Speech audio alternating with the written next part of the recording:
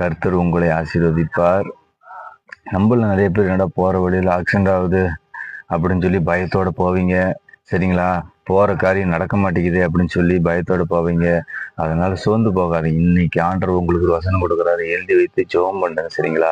அதற்கு அவர், என் சமூகம் உனக்கு முன்பதாக செல்லும், நான் உனக்கு இளைப்பாறுதல் தருவேன் என்றார். அப்படின்னா ஆண்டவர் சமூகம் நமக்கு முன்பதாக போச்சுன்னா எந்த தடைகள் இருந்தாலும் மாற்றி போடுவார்.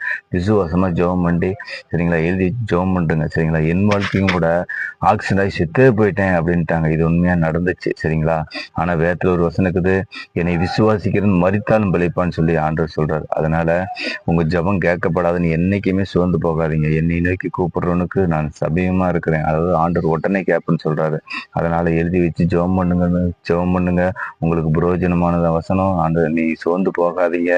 நீங்க என்ன விண்ணப்பம் பண்றீங்களோ அது ஆண்டவர் கண்டிப்பா கேட்பாரு. கர்த்தர் உங்களை ஆசீர்வதிப்பார். காட்